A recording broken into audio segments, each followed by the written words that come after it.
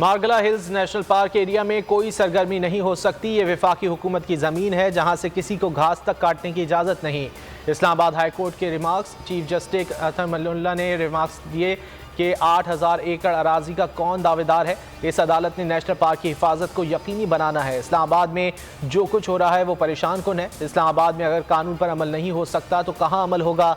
शहर में लाकानूनियत है। 3 आर्म फोर्सेस के सेक्टर बन गए हैं। आर्म फोर्सेस का मुतनाज़ा होना अवामी मफाद में नहीं। अदालत चाहती है अवाम की नज़रों में आर्म फोर्सेस की इज्जत बने।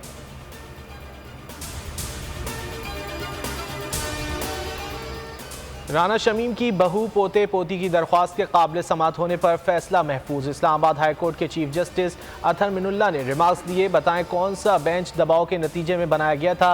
इस कोर्ट के साथ ऐसा ना करें। राना शमीम हत्या के इज्जत का दावा खुद दायर कर सकते हैं।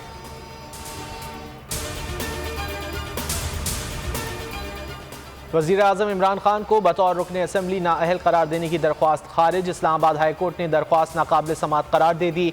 चीफ जस्टिस अतर मिनुल्ला ने शहरी फिदाउल्लाह की दरख्वास्त पर रिमार्क्स दिए। अपने हल्के के MNA से कहें वो इससे मुतालिक पटीशन दायर करे।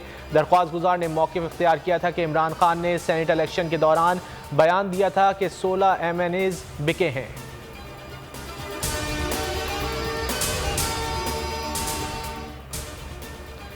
सानह मरी की तहकीकात शुरू कर दी। गफलत बरतने वालों के खिलाफ बिला तफरीक कार्रवाई होगी। वज़ीर आला पंजाब का ऐलान। उस्मान बुज़दार कहते हैं जिम्मेदार सज़ा से नहीं बच सकेंगे। मरी और गलियात जाने की पाबंदी में मज़ीद 24 घंटे की तौसी। शेख रशीद कहते हैं पाबंदी का इतलाक रिहायशियों पर नहीं होगा।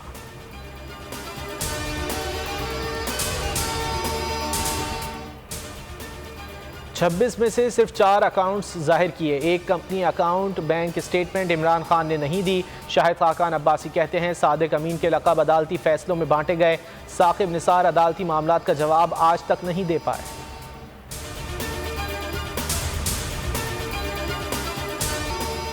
मुल्क में कोरोना के वार 1467 नए केसेस। शरह 3.33% रही। वबा से मजीद 2 अमवात रिपोर्ट। कराची में शरह 18.1% रिपोर्ट।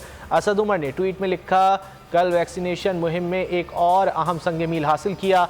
100 मिलियन अफराद ने कम अज़ कम एक खुराक हासिल की है। काम अभी मुकम्मल नहीं हुआ।